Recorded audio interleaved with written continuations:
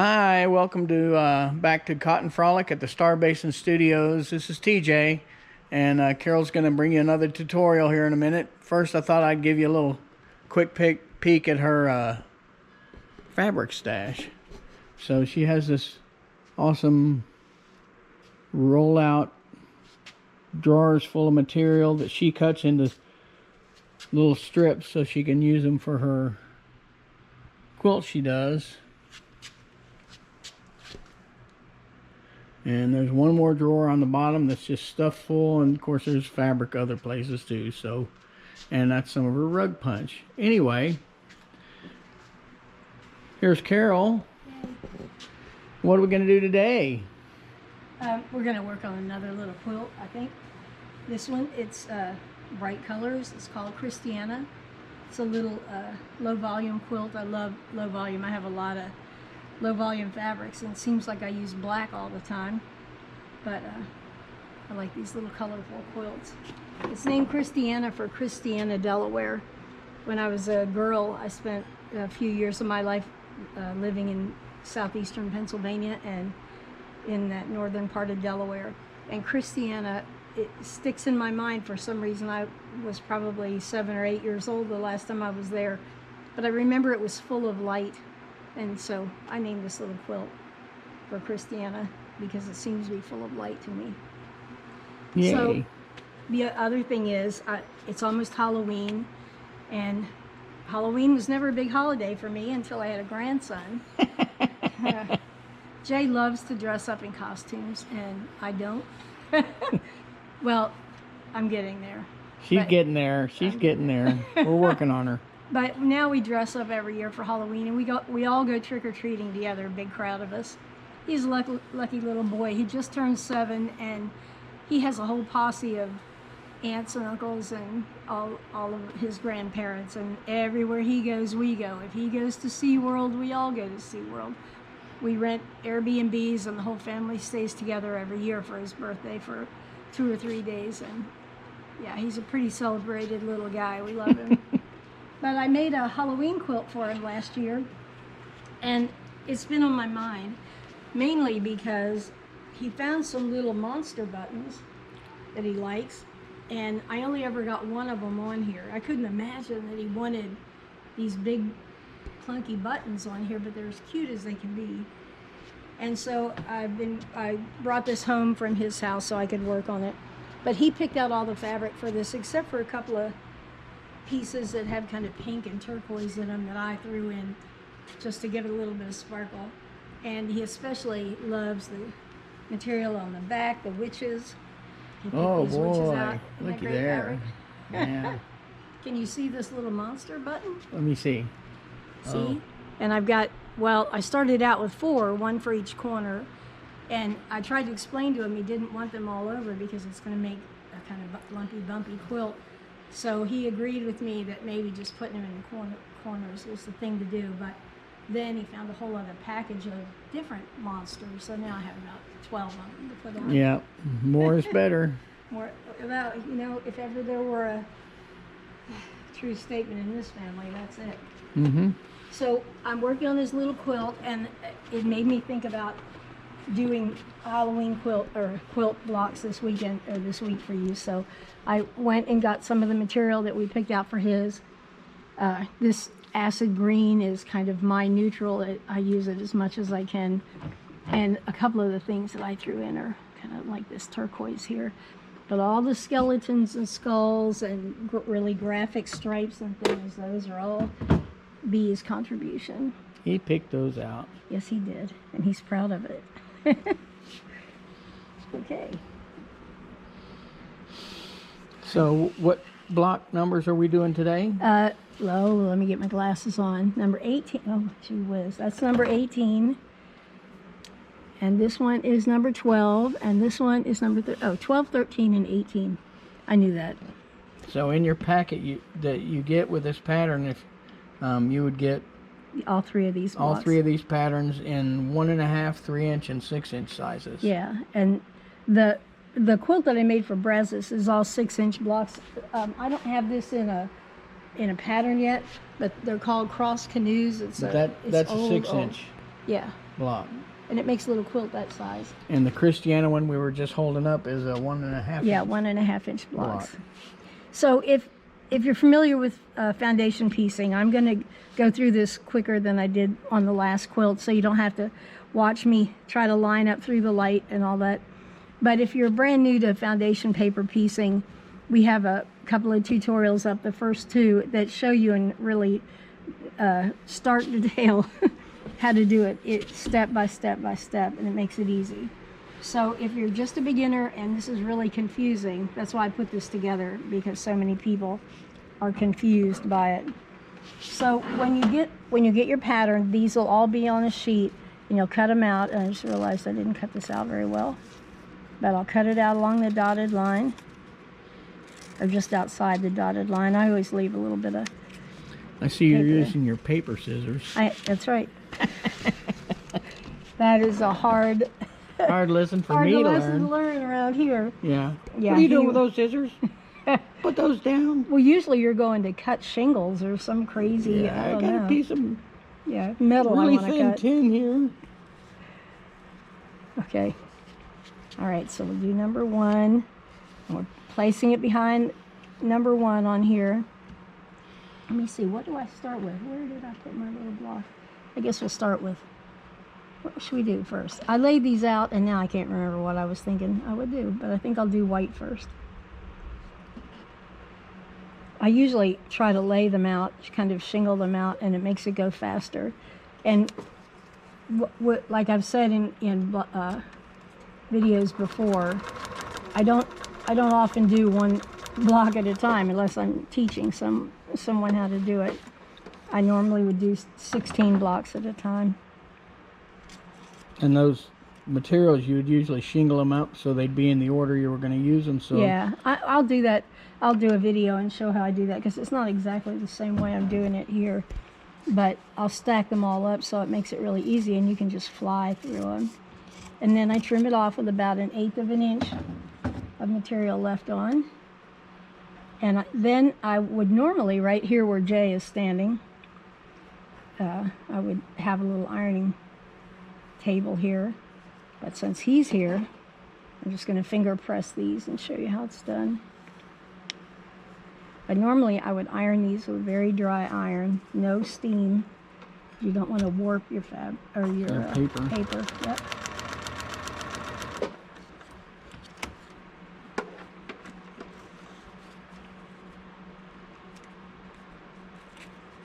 I love these little snips. These make it so much easier to trim these threads.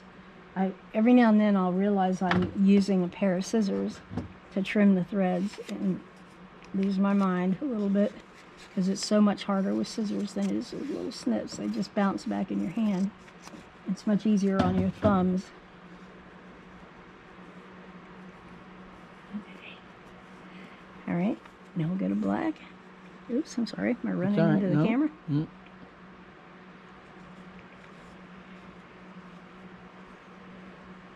Oh, well, let me do 4 here first. I'm doing them out of order, Oh, because I've done this a million times, and Yeah. I know it doesn't matter, but yeah, to make it make sense, patterns have numbers on each on each piece. piece, and that's the order in which they need to be sewn together Yeah. so that they.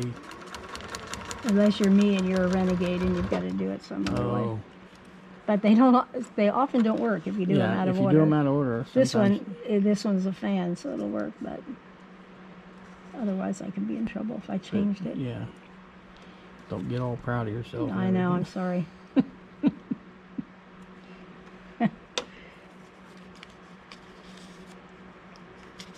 If it feels like this is going too fast for you, just go to one of the first 2 videos, and you'll see how to do it in very kind of almost slow motion, so you can see very clearly how it's done.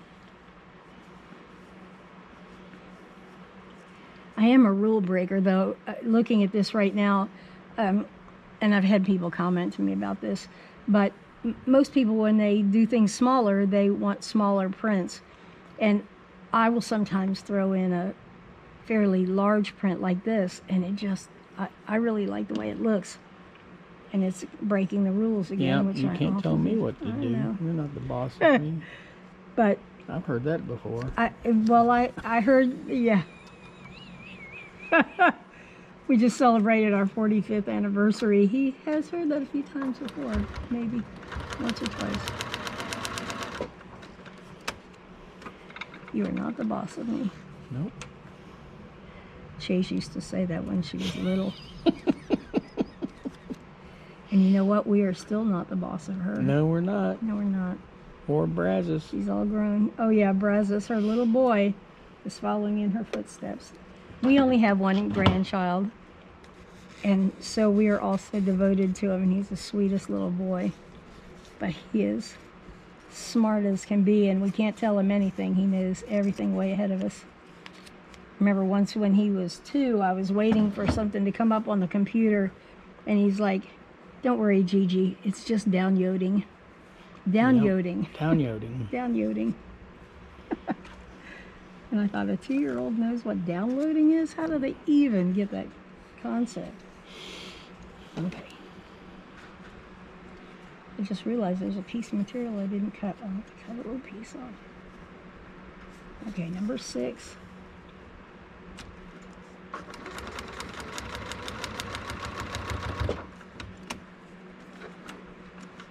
Normally when I do this, I have a walking foot on. I don't have one on this sewing machine. But a walking foot can help, especially if you're just starting, and some of these little blocks have a lot of seams. This one has like 6 seams that come together, and it can make it a little bit difficult to get over them. I'll show you what I do on here to make it happen. But a walking foot makes it easier if you're struggling with trying to get things under the pedal and through the machine.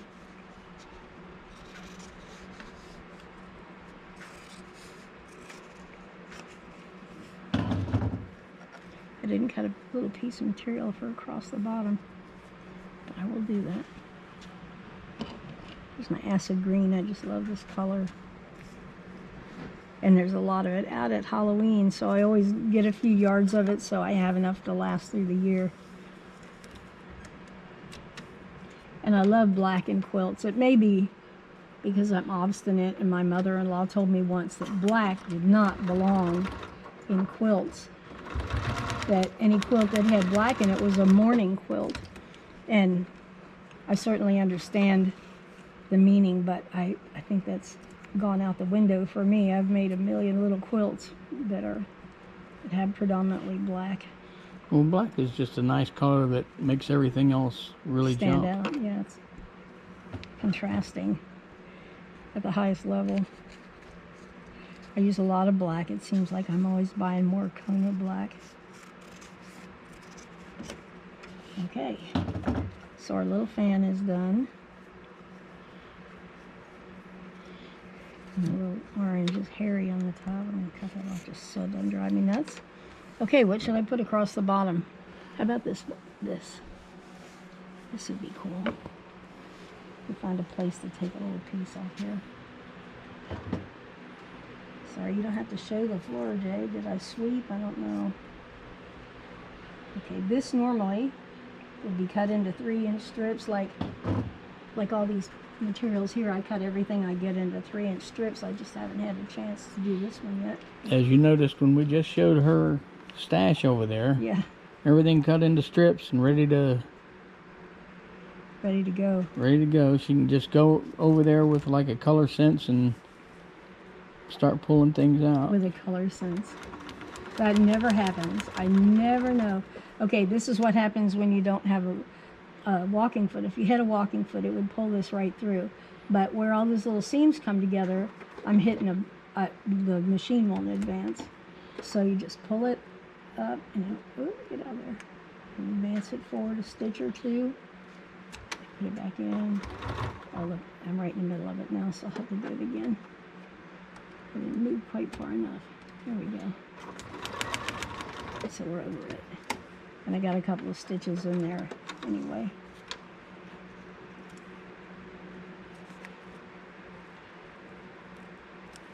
Okay, this kind of has a Beetlejuice look about it, doesn't it?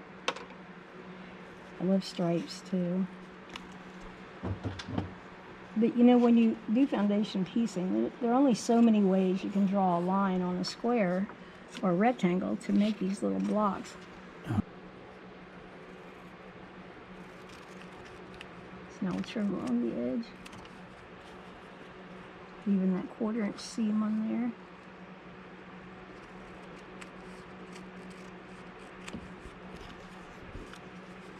I like these colors. They look nice. Very Halloweeny. It's funny, I never liked Halloween very much, but now I'm into it. That's one thing I have to do is get my costume ready. And the Houston Quilt Show's coming up too. So there's the first little block. Ooh, nice. Okay, and there's a little monster. Oh yeah, the little monster. One of the is a bulging eye on one eye. That's just pretty scary. One bulgy and one droopy. What are you gonna do? Okay, next up. On to the next? Yep. Okay. All right. The quilt show's coming up soon. I know. I've hardly ever missed one in all the years. It's the most wonderful time of all right, the that's year. enough of that. Gee whiz. What is wrong with you? Let me think. What was I going to do here? 1, 2, 3, 4, 5, 6. 1, 2, Are you missing 3, one? 4. No. I'm just not sure what I was going to do, but I think, oh, I know what I was going to do. There I you did go. this yesterday, and already my mind's a blank. I have no idea. I'm getting old, folks. I need to make as many quilts as I can as fast as I can. There you go. I'm pretty actively doing that, aren't I? Doing our best. Okay, there's Try 1 to and keep 2. getting these videos coming out. You know, I've never watched one of these videos. The idea is just horrendous. I can't stand the thought of watching myself and listening to stop it. myself. But a lot of people are watching. I hope you're getting something out of it. She has over 100 patterns that will be putting out as 100 blocks that Yeah, will 100 be blocks. putting out as patterns and making tutorials for them. And she's also now like, oh, I got another 100 in me. I could start writing them down.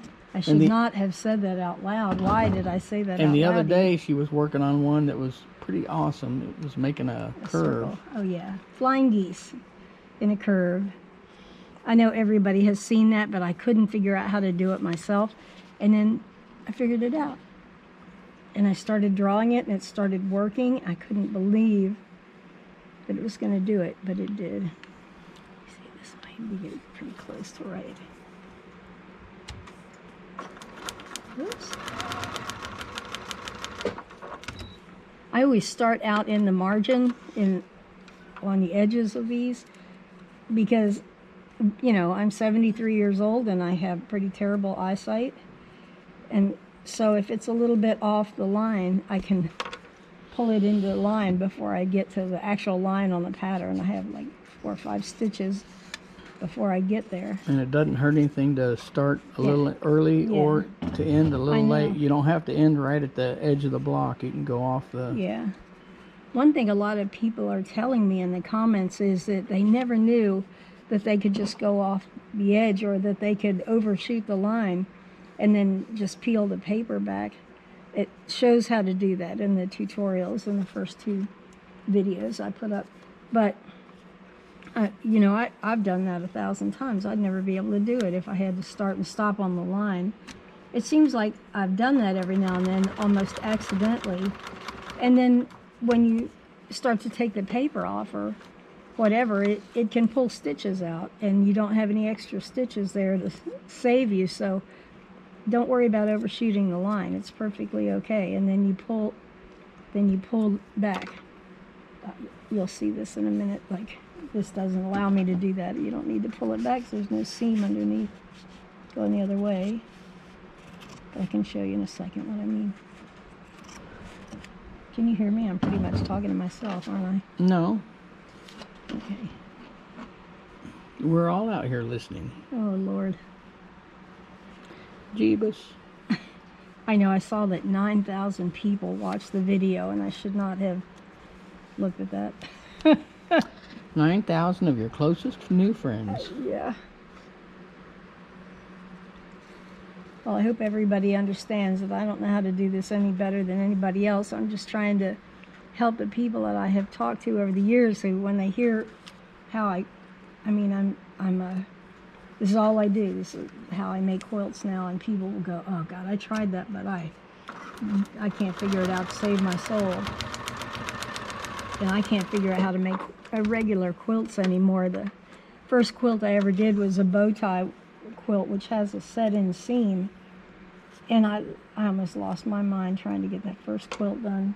That was, oh gosh, 45 years ago. And then I knew how to do this, what my aunt called flip and fold. So I did this a lot. And then I tried making a mosaic quilt.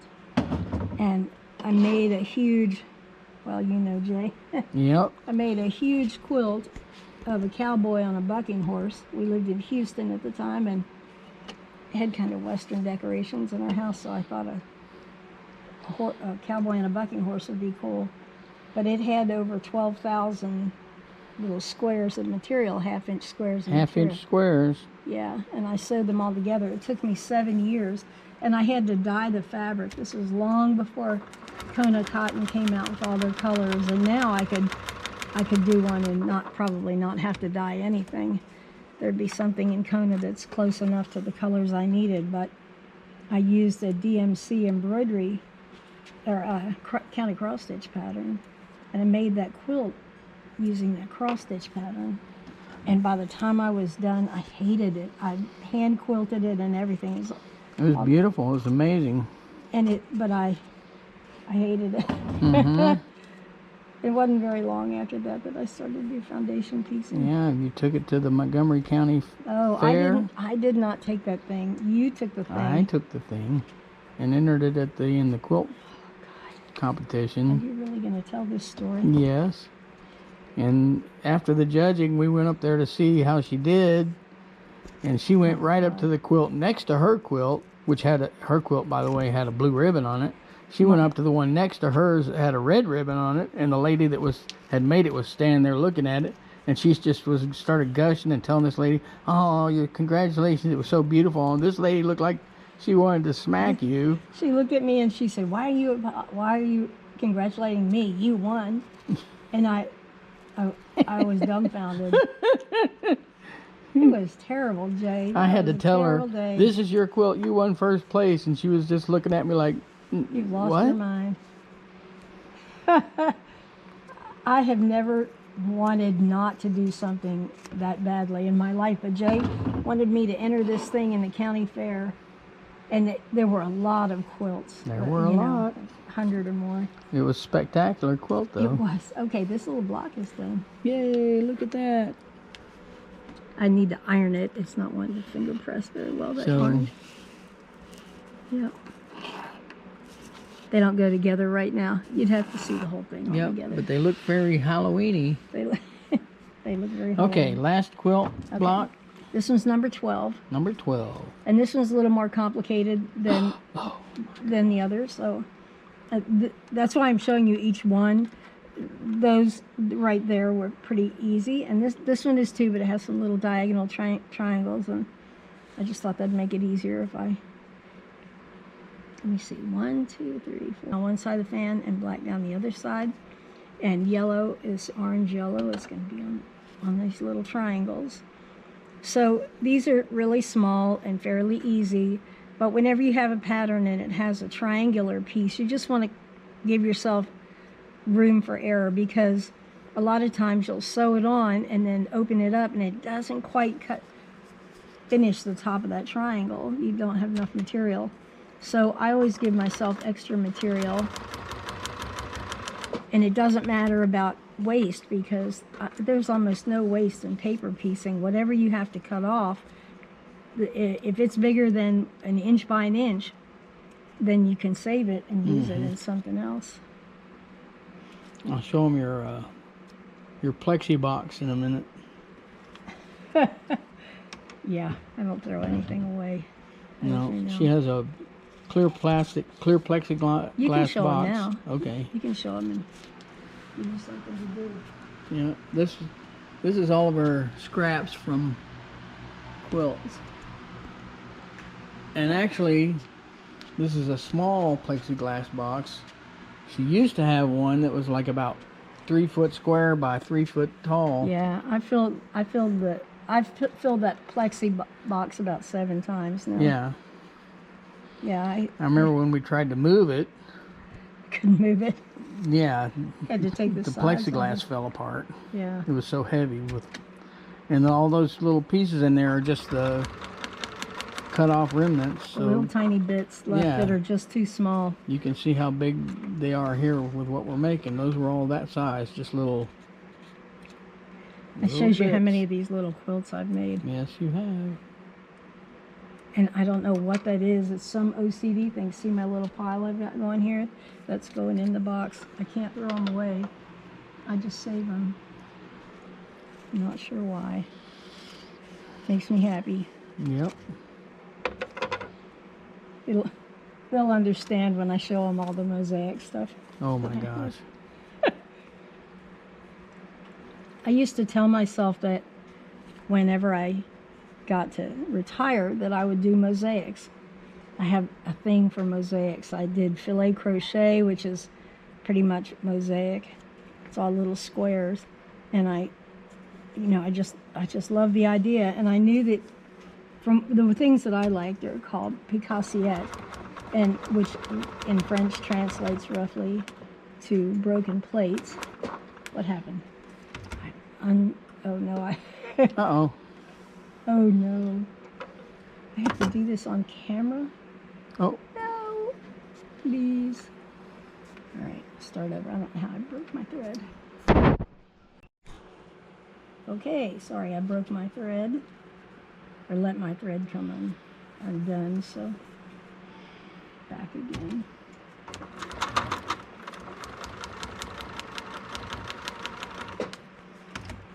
Anyway, I wanted to make mosaics, so years and years ago I started collecting plates, every colorful broken plate. I didn't want to break any plates that were in a set or anything that was really nice china or anything like that. But over the years, every time I went to a second-hand store, I'd look through the plates, and if they had bright colors, which I'm drawn to, as you can tell, I'd buy plates. And so when we moved here to what we assume is going to be our forever home, and I actually had room when we started to move in to the studio here, I started to pull out those plates, and there were so many. I thought, well, I should break these and they'll take up less space. So I started to break them, and as I was breaking them, I started counting in groups of 100. And so I broke 100 plates, and there's still a lot more, and I thought, wow, I had no idea I had so many plates. And I'd open up another box, and more plates came out, and pretty soon I got to 1,000 plates that I had broken. I had big tubs of broken china in every color in the rainbow, and I was really excited about it. But there were more boxes. More plates. So anyway, to make a long story short, I broke 2,000 plates and had another 2,000 still. She has a lot of plates. A lot of plates. Needless to say, we know where all of the thrift stores in the area I don't are. buy anymore. I don't buy anymore. I Not can't more use plates. all that I have. There's other goodies. Yeah, there are other goodies. Oh, cookie jars. Salt and pepper Oh yeah, shakers. God, I dearly love salt and pepper shakers. And I don't use old ones. I only buy new ones. I wouldn't break old ones. fresh salt and pepper shakers. No, that's not it. That I would never. That's not why. No. No, I would It's never not? use old salt and pepper shakers. They're collectors that collect them. I would never think of gluing one into a mosaic. Well, you're not breaking them up. You're just Well, that's true. attaching them to stuff. Yeah. Building a wall out of your salt and pepper shakers. Yep. Anyway. Like you do. Yeah. Anyway, I'm not thinking about what I'm doing here. I'm about to put the wrong color on. Let's not do that. So I haven't done a lot of mosaic work, but if any of you are interested in mosaics, I can show you what I've done. I have a little acre of land here that's in the woods, and I'm clearing a trail through it so I can go out there and make mosaics whenever I want, make walls and big things. So I've already made a butterfly, and I have a huge sun face and a gypsy moth that I made to put at the entrance to the studio. But it's kind of on the back burner. I'm into quilts right now, and rug punch. Those are things I'm doing right now. But I better get started on this 4,000 plates. I'd like to have people come here and share it with me. So I'm trying to figure out teaching and just the most basic things. I'm working on closing off an area of the studio here. Oh, yeah. She'll be able to have classes in. We've already got 2 large 4x8 tables that I made for her with wheels on them. Everything in here is on wheels, so we can rearrange everything. Yeah. You put wheels on everything for me, including that big fabric thing over there. Yep. Very nice of you, dear. Yep. Oops, It what's was the other nice one of doing? me. Okay, well, you needed something to do. Yeah. Because I don't have anything to do That's around true. here. I come up with ideas all the time, and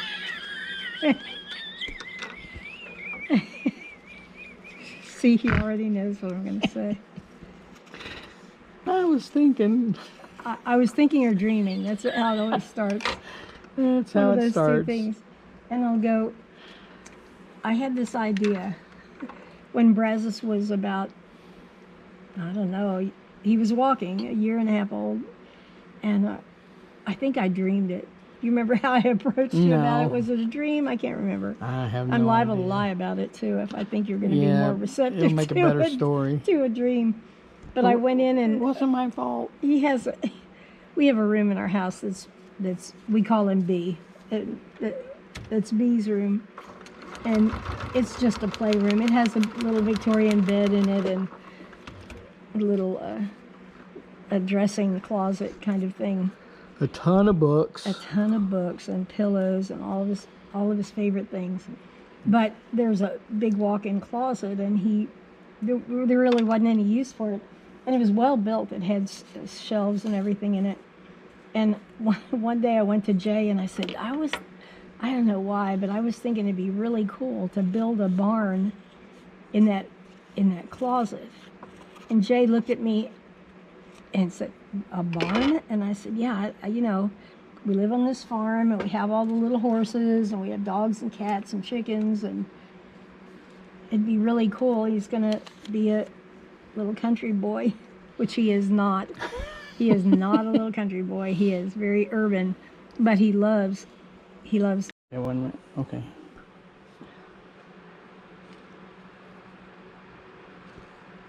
Okay, we had to switch batteries there. We're almost at the end. We're so close. I know. I'm trying to go fast.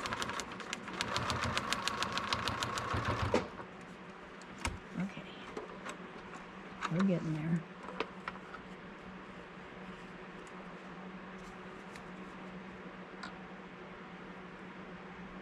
Come on now. This is why I like the snips. Snips, where are you? They have a really sharp point. You can rip stitches out too if you need to with these little snips. Okay. You want to tear back. This is a place where you can tear back, what I was talking about. What are we tearing it back for? Just a little seam coming in, and I mentioned earlier that you don't have to stop right on the line. I'm just showing. Where you went over the line and then Yeah, you just when tore it back and you a just little tear bit. it back, yeah. So you need to do that between each, like if you go over the line. No, well, like I just went to do that, and I didn't really have to do it. I stayed pretty much on the line with that one. But if there's a seam in your way, just tear it back to the line you just sewed. I'm gonna confuse everybody with that. It explains it really well in the tutorial. In the first. In the first tutorial, yeah. Okay. Let's see. We'll do 11 first. Almost done. 11.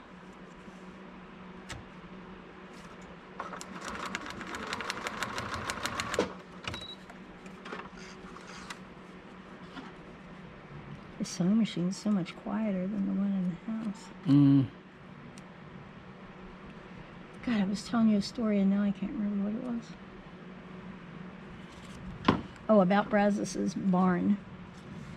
Jay said, "What kind of barn were you thinking of?" And I said, "I don't know, just like a little hay barn with a hay loft in it. And, you know, we could paint the ceiling blue like the night sky." And anyway, that's exactly what we did. He looked at me like I was nuts when I mentioned it, but I gave him an hour, and like he always does, he came back and he goes, "Now, what kind of barn were you thinking of?" And he built this incredible little barn. I had a peck-sized basket, and I think that's what put the thought in my mind. And he made a little hay loft in the top, and then we had what do you call that? A turnbuckle? What's that thing called? Yeah. We had With a an rope? an old antique turnbuckle with a rope, and we made sure he couldn't get out there anywhere near the little rope, but then he could haul the basket up, and we had so much fun. He still plays in it, although he's getting big going up the ladder and all, but he still Yep. loves it. But he'll go up in there and look at books and have all of his stuffed animals around him. And he'll read to them now because he's reading. But every now and then I'll hear, "Gigi." He wants me to come back there, and he just wants to place his order for whatever snacks he wants me to put in his basket so he can haul them up. I've noticed that I do that a lot. I come up with ideas that make work for me. Okay, one more piece across the bottom. Whew. We're having camera problems today, so we're a little frustrated here, but I'm almost done. Let me make sure that line is straight. These are kind of wonky lines, but I want it to be way off. Good. I was going to have to do my little maneuver there, but I didn't. The me maneuver. Well, almost done. All 3 blocks. Okay. This really needs to be ironed. It doesn't want to lay down flat. Okay. I can't believe I got that skeleton almost all the way in there. Can you see it? Let me cut it out so you can see it better. I'll get all these curly ends off here. I could get the iron out, but that's just going to take so much longer. I don't need to have a demo on ironing. This is the only thing I iron. I wouldn't even dream of ironing clothes anymore. I don't have anything that's that important that has to be ironed, as you can probably tell. Sometimes my silk scarves I gotta iron. Oh, but that's yeah. about it. He's the prima donna in the family. For his costumes, he has a whole drawer so full of silk scarves that we can't close the drawer very well. Okay, hopefully you can see it now a little better. Doesn't want to lay down. Anyway, it's black on one side and white on the other. I thought that might be cool. Let's look at the back of one of them. The back? Just so they can see. So you can see all the stitching and stuff that's gone across there. Now, we would just tear off, to put these together, we would end up just tearing off that 1/4 inch seam around, and the rest of the paper could stay on there. Yeah, when I sew them together, I showed in the last tutorial, I take the thread out of my sewing machine and I sew around and perforate it, and then you can tear that 1/4 inch off, and then you can just sew material to material, and you have a guideline for where to sew when you take the paper off. But if you watch the video about finishing a quilt, it'll show you how to do that. And let me show you, I made a little prototype. And we'll see how well if it's all still in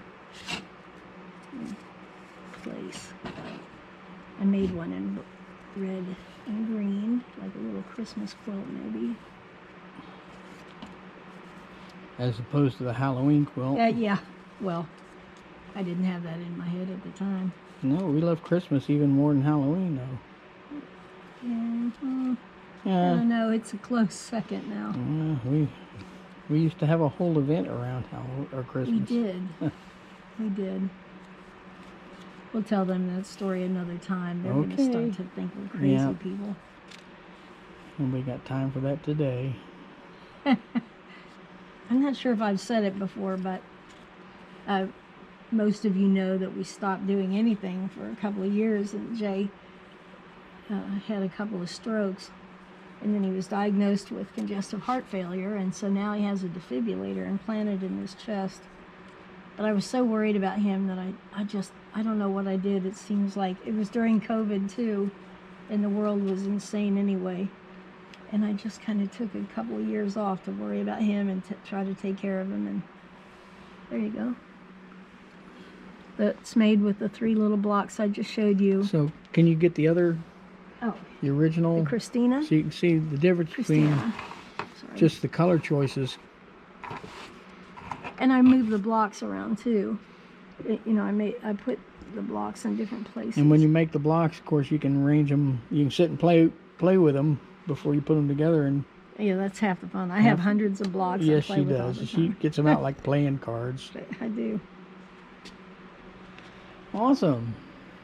But anyway, we've been taking care of Jay for the last couple of years. But he was an ice sculptor for 30 years, 31 years. Yeah. And I made him quit because I didn't quit. Well, I don't carve like I used to, but you don't carve ice for every hotel in town anymore. No, I don't. I just do some performance work. He does performance sculpture, and he does a lot of things at Christmas time. And we had a thing we did for years called the Ice Cutters Christmas, and people came to our house and he did ice sculptures. You said we weren't going to tell that story today. Well, you started it. That's just a tease, though. Yeah, the Ice Cutters Christmas was a big thing in our lives. People came to our little farm and saw the ice sculptures in the freezer, a big display. Now you see hotels around the country that do huge Christmas displays of ice sculpture, but we did it years before that. And anyway, I've been trying to take care of him, and worrying about him being healthy, and we're all good now. So we're trying to share what we know. Yeah, now we're working on sharing Carol's knowledge, her quilts, her quilt patterns, and pretty soon we'll be doing some maybe punch rug patterns and mosaics. So lots of stuff on the horizon. You can go to our Etsy shop, Cotton Frolic, for patterns, and we'll put links to all this on the video here. But anyway, thanks so much for tuning in. We'll do another one next week. I have another little quilt I'm working on that I'm excited about. Yay, bye. Bye.